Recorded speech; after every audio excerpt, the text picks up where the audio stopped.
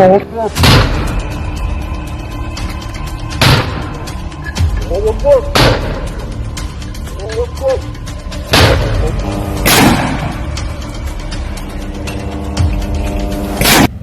Middle east से जुड़ी कई महत्वपूर्ण खबरें लेकर आपके सामने आया हूं। इसमें से एक दावा तो आपको हैरान कर देगा, क्योंकि सीरिया में असद सरकार के तख्ता पलट के बाद कहा गया कि देखिए, बिना किसी बड़ी जनहानि के हमने तख्ता पलट कर दिया, तमाम चीजें हुई।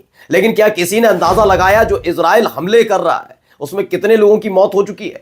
एक ऐसा दावा किया गया है जिसे सुनकर देखकर आप हैरान रह जाएंगे। यही नहीं, खबर में दिखाने जा रहा हूं कि यमन ने जब इजराइल को पर ताबड़तोड़ हमले किए तो उसने इसका बदला किससे लिया है। ये तमाम खबरें आज मैं आपको दिखाने जा रहा हूं। नमस्कार, मैं हूं प्रज्वल गौतम और आप देख रहे हैं the live TV. The live TV, सच सबसे आगे। बिना देर किए वहीं से शुरू करेंगे, यमन से। यमन का क्या दावा है, पहले देखिए। Yemen targets Israel with new ballistic missiles attack. Yemen ने नए बैलिस्टिक मिसाइल हमले से इजराइल को निशाना बनाया। पश्चिमी एशियाई देशों के खिलाफ बड़े हमले की इजरायली धमकियों के बीच अमेरिका और ब्रिटेन की सेनाओं ने यमन पर रात भर कई जगह पर बमबारी की और उसके फौरन बाद ही यमन ने भी मुंहतोड़ जवाब, इसे मुंहतोड़ जवाब भी मानूंगा कि तेल अवीव पूरी तरह से दहला कर रख दिया। पहले इस पूरे मैप को देखिए, अलग अलग जगह लगातार अब भी सायरन बज रहे हैं। ये नहीं है कि हमला हो गया खत्म, नहीं, यमन लगातार अटैक कर रहा है इजराइल पर और खास तौर पर उनके निशाने पर तेल अवीव है। कोई बड़ी खबर अगर तेल अवीव से आ जाए तो हैरान करने वाली बात नहीं होगी, क्योंकि लगातार ये देखिए कितनी जगह लगातार सायरन बज रहे हैं। या सायरन कब बजते हैं? जब इंटरसेप्ट की जाती है मिसाइल, उसके फौरन बाद ही सायरन बजने लगते हैं, जिससे जो वहां के लोग हैं वो छिप जाए, यानी वो छिप जाए, दुबक जाए, इसके लिए। और उसकी मैंने तस्वीरें वीडियो भी दिखाई कि किस तरीके से वहां अफरा तफरी का माहौल बना हुआ है। यह भी है कि खुद जो इजराइल की एयरफोर्स है उसने भी माना है कि हमले हुए हैं और हम इंटरसेप्ट लगातार कर रहे हैं। यानी हालात तेल अवीव के अंदर बहुत बिगड़े हुए हैं, यमन लगातार अटैक कर रहा है। ये खबरें लगातार निकलकर सामने आ रही। कई और खबरें हैं। इसमें क्या कहा गया यमन की तरफ से बता देता हूं। बताया गया कि फिलिस्तीनी लोगों की जीत, गजा में हमारे भाइयों के खिलाफ चल रहे नरसंहार के जवाब में हमने इस हमले को अंजाम दिया। ये उन्होंने 5वां फेज बताया है। मिसाइल बना फिलिस्तीनी 2 हाइपरसोनिक बैलिस्टिक मिसाइल का इस्तेमाल किया। इजराइल के याफा वाले इलाके में उन्होंने इसे अंजाम दिया, एक ऑपरेशन चलाया। उन्होंने खुदा को शुक्रिया भी कहा कि ऑपरेशन पूरी तरह से कामयाब हुआ। यानी कहा है कि हम गजा में जो कुछ किया जा रहा है इजराइल की तरफ से, ये उसका बदला लिया गया है। ये बड़े हमले को उन्होंने इसी तरीके से बताया है।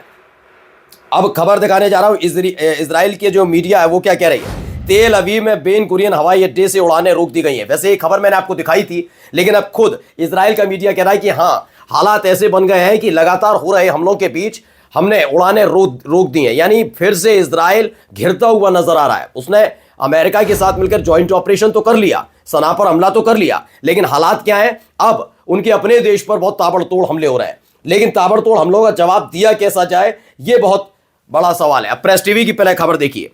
प्रेस टीवी ने छापा कि ईरान ने आवाज उठाई है। क्या कहा?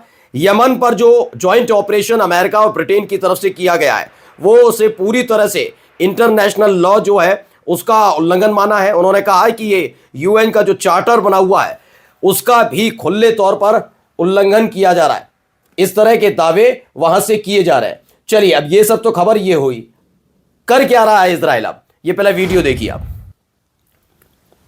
ये वीडियो में आप देख सकते हैं आग लगी हुई है कि यहां कोई बड़ा धमाका हुआ। हर तरफ आप मलबा तो देखेंगे, समझ गए होंगे कहां की वीडियो है। ये गजा की वीडियो है दोस्तों।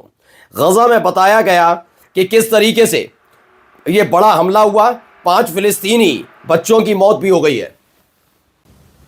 और इसी हमले के दौरान देखिए दावा है कि 5 इनमें बच्चे भी शामिल है। 5 फिलिस्तीनियों की मौत हुई, इनमें बच्चे भी शामिल हैं, ऐसा दावा यहां किया गया है। कहां हुआ है? अल दराज इलाका है, गजा, सेंट्रल गजा, यानी मध्य गजा में ये है। एक और तस्वीर निकलकर सामने है, इस तस्वीर को जरा देखिए।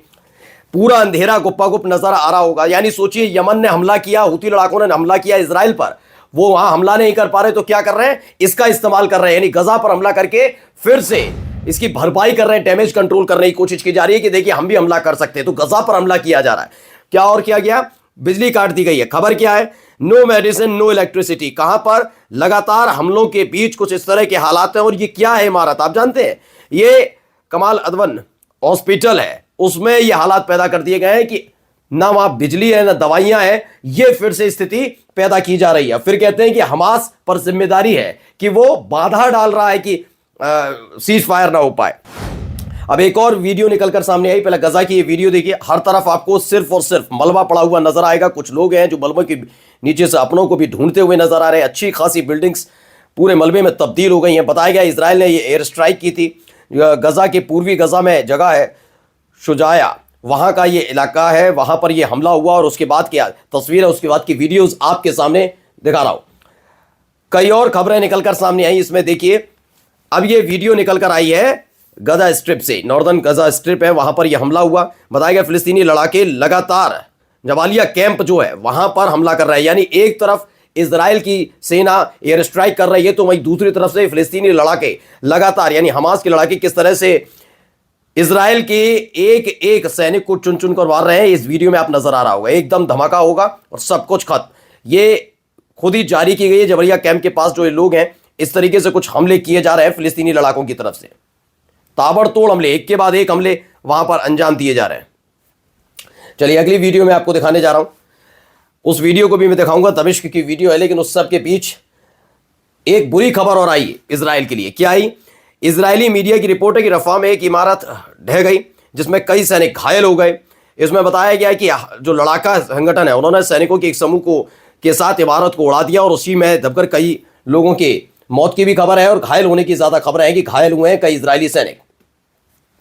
ये तमाम चीजें निकलकर सामने आई। अब आ जाइए जरा सीरिया वाली खबर पर आ जाते हैं। सीरिया में क्या दावा किया, जो मैंने शुरुआत में आपको बताया। लिखा है कि at least 1 lakh bodies, 1 lakh bodies मिली है। कहां? सीरियन मैस ग्रेव में। यानी अमेरिका का जो एडवोकेसी ग्रुप है उसने बताया, उनकी हेड का कहना है कि सीरिया सामूहिक कब्र में कम से कम 1 लाख शव है, यानी 1 लाख बॉडीज वहां पर है। बताया कि अमेरिका स्थित सीरियाई जो एडवोकेसी ऑर्गेनाइजेशन है उन्होंने कहा कि दमिश्क के बाहर एक सामूहिक कब्र में राष्ट्रपति बशर अल असद की पूर्व सरकार द्वारा मारे गए कम से कम 1 लाख लोगों के शव है, ये बताया जा रहा है। जबकि एक दावा यह था कि उन्होंने ऐसा कुछ नहीं किया। मौज मुस्तफा ने दमिश्क से एक टेलीफोन साक्षात्कार में राइटर्स से बात की और कहा कि सीरिया की राजधानी से 25 मील यानी 40 किलोमीटर दूर एक बहुत बड़ा सामूहिक कब्र बनी हुई है। वहां पर बताया गया लाखों लाशें दफन की गई हैं, ऐसा दावा किया जा रहा है। जबकि थोड़े दिन पहले एक और दावा ऐसे ही हुआ था कि ऐसा कुछ भी नहीं किया गया असद सरकार की तरफ से। यानी दोनों ही तरफ से अलग अलग दावे किए जा रहे हैं। अब जरा कुछ तस्वीरें और वीडियोस भी आपको दिखा देता हूं। देखिए दमिश्क की वीडियो निकल कर आए, पहले वीडियो देखिए। तो दमिश्क की वीडियो है, यानी सीरिया के कैपिटल की इजरायली एयर जो फोर्सेस है वो किस तरीके से लगातार हमले कर रहे हैं और उसके बाद के हालात दमिश्क में क्या बने हुए हैं, इन तस्वीरों को देखकर अंदाजा लगा सकते हैं। आप ये भी सोचिए कि अगर आपके अपने देश की राजधानी में इस तरह के हमले होने लग जाएं तो कैसा महसूस करेंगे। यही कुछ हो रहा है वहां पर, किसी को कुछ नहीं पता कहां से कौन सी मिसाइल गिरे और ये लगातार वहां पर किया जा रहा है। इन सब के बीच एक चीज क्या है, खबर पड़ी है, बहुत महत्वपूर्ण खबर है और दिलचस्प खबर है। प्रेस टीवी की खबर है। क्या है? इजराइल जो है उसने कब्जा किया गोलन हाइट्स में। अब वहां को उसको और विस्तार रूप देने में लगा हुआ है। इसको लेकर अब तुर्की, मिस्र और जर्मनी ने राष्ट्रपति असद के, यानी वहां के जो बशर अल असद की सरकार की, उसके तख्ता पलट के बाद सीरिया के साउथ और वेस्ट वाले इलाके पर गोलन हाइट्स में अपने लगातार जो विस्तार किया जा रहा है, हमले जो किए जा रहे हैं, उसको लेकर नाराजगी जताई। किसने? तुर्की, मिस्र और जर्मनी। और कब जताई है? जब यह खबर आ गई। देखिए स्पुतनिक की खबर थी और उनके मुताबिक इजराइल ने अब तक 370 स्क्वायर किलोमीटर पर सीरिया की जमीन पर कब्जा कर लिया। यानी जब तक ये चुप रहे, जब तक ये लगातार हमले कर रहा था, ताबड़तोड़ हमले करके जमीन कब्जाता जा रहा था, तो कोई कुछ नहीं बोल रहा था। जब ये खबर आई उसके बाद अब कह रहे हैं कि ये क्या कर दिया आपने और ये क्यों हुआ है। जरा एक चीज और महत्वपूर्ण दिखाता हूं, पहले गद्दाफी का ये बयान सुनिए आप। तो गद्दाफी के इस बयान को आपने सुनिएगा क्या कहते हैं गद्दाफी। दरअसल ये मिश्रा अमरीश हैं, वरिष्ठ पत्रकार हैं। उन्होंने लिखा गद्दाफी ने सीरिया के बारे में भविष्यवाणी की थी। क्या? उनकी यानी अमेरिका और इजराइल, इनकी योजना लेबनान और सीरिया को हटाने की है ताकि इजराइल की सीमाएं अरब देशों के बजाय तुर्की के साथ हों। वे ये हासिल करेंगे। हमारे युग में नहीं तो हमारे बच्चों के युग में होगा। सीरिया बन जाएगा 5 छोटे राज्यों। और इसी तरह के हालात पैदा होते हुए नजर आ रहे हैं क्योंकि अलग अलग देशों की समर्थित जो लड़ाका संगठन है वो सीरिया के अलग अलग जगह पर कब्जा करके जमाए हुए बैठे हुए हैं। अब आइए एक और खबर इससे जुड़ी हुई दिखा रहा हूं। देखिए संयुक्त राष्ट्र के, ये तस्वीर पहले देखिए। अभी थोड़ी देर पहले मैंने आपको एक खबर दिखाई थी जहां पर यूके यानी ब्रिटेन के अधिकारी पहुंचते हैं और अब देखिए संयुक्त राष्ट्र के पहुंच रहे हैं। अमेरिका कह रहा है कि हम एचटीएस के चीफ जो जुलानी साहब है उनको आतंकवादियों की जो सूची उनकी तरफ से जारी की जाती है और दूसरे देशों पर प्रेशर डाला जाता है कि हमने आतंकवादी घोषित किया इस व्यक्ति को, आप भी करिए। वही काम अमेरिका ने किया था। लेकिन अब जब सारी चीजें बदल गई हैं तो अब क्या कह रहा है, नहीं नहीं हम तो सोच रहे हैं कि जुलानी को अब आतंकवादियों की लिस्ट से हटा दें। और अब क्या हो रहा है, संयुक्त राष्ट्र जो कल तक इन्हें आतंकी कहता था आज क्या कर रहा है, देखिए मुलाकातें चल रही हैं। ब्रिटेन के अफसर जाके मुलाकात कर रहे हैं। खबर क्या है, संयुक्त राष्ट्र के जो दूत हैं उन्होंने एचटीएस के नेता से मुलाकात की और सीरिया में जो एक राजनीतिक परिवर्तन हुआ है उसको लेकर भी समर्थन देते हुए नजर आए। गियर पेडर्स ने सीरिया के भविष्य पर चर्चा करने के लिए दमिश्क में संयुक्त राष्ट्र द्वारा नामित जो व्यक्ति हैं अबू मोहम्मद अल जुलानी से मुलाकात की है। ये वही व्यक्ति हैं जिन्हें अमेरिका ने $10 मिलियन का इनाम जिन पर रख रखा था। यानी वो सारी चीजें खत्म होने जा रही है, विचार लगातार किया जा रहा है। यानी अपनी जरूरत पड़ी तो अमेरिका कहता है ना ना ये नहीं है, ये नहीं है भैया, अब आतंक नहीं, अपने हिसाब से तय करता है पूरी दुनिया को सामने।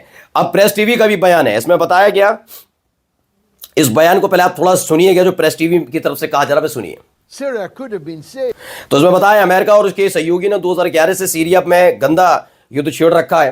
प्रोफेसर मोहम्मद मरांडी हैं, वो कहते हैं कि जो हालात वहां पर बने हुए हैं उनका समर्थन और अमेरिका उसके सहयोगियों द्वारा प्रतिबंध लगाने से सीरिया का पतन हुआ, उसे पूरी तरह से बर्बाद करने की जिम्मेदारी अमेरिका और उसके सहयोगी देशों की है, जिसमें ब्रिटेन का नाम भी मैं लेने से गुरेज नहीं करता। हमेशा ब्रिटेन अमेरिका जो कहता है वो करने पर उतर आता है। वहीं जो SETF है उसने कहा कि सीरिया आजाद है। दस्तावेज से पता लगा है कि जो सीरियाई आपातकालीन कार्यबल है, यानी कि इनका जो सीरियन इमरजेंसी टास्क फोर्स है SETF जिसे कहा जाता है, वो USAID की तरफ से उसको पैसे मिलते हैं। बताया गया USAID से कम इन्हें अब तक $1,53,535 मिले हैं और इसका इस्तेमाल यहां पर लगातार होता रहा है। वहीं अमेरिका और पश्चिमी सूत्रों ने बताया, CNN को बताया कि रूसी सेना सीरिया से बड़े पैमाने पर निकल रही है। उसी वीडियोज में मैंने दिखाई थी कि वो तमाम जगह जहां पर अभी संघर्ष के दौरान जाना पड़ा था रूस की सेनाओं को, वहां से निकल रही है। लेकिन साफ साफ रूस की सेना की तरफ से कह दिया गया है हमारे जो मिलिट्री बेस बने हुए हैं उन्हें हम छोड़कर नहीं जाएंगे, हम वहां रहेंगे। यानी रूस निकल तो रहा है लेकिन उन्होंने कहा ये सब काम हम कर रहे हैं आपके कहने पर, लेकिन वहां नहीं छोड़ेंगे, अपने मिलिट्री बेस को नहीं छोड़ेंगे। फिलहाल ये खबरें निकलकर सामने आ रही हैं। अब सोचिए इन सब के बीच एक वीडियो निकल कर आई, वो वीडियो भी जरा देखिएगा। अस्सलाम वालेकुम रहमतुल्लाहि व बरकातहू। उस्ताद जी क्या हाल है, खैरियत? तो वॉइस ऑफ ह्यूमन है, उन्होंने इसको लेकर दावा किया। क्या है, पाकिस्तानी सेना के लड़ाके स्पष्ट रूप से सीरिया में दिखाई दे रहे हैं। ऐसा दावा किया गया है कि पाकिस्तान से भी कुछ लड़ाके वहां पर पहुंचे और उन्होंने भी इस सीरिया में जो संघर्ष हुआ उसमें साथ दिया है। कुल मिलाकर अभी यही खबरें हैं, कई और खबरें दिखाऊंगा आपको अगली वीडियो में। अगले 2 घंटे बाद फिर से आपसे होगी मुलाकात इसी चैनल पर, लेकिन इस वीडियो को लाइक, शेयर और कमेंट करना मत भूलिएगा। नमस्कार। द लाइव टीवी, सच सबसे आगे।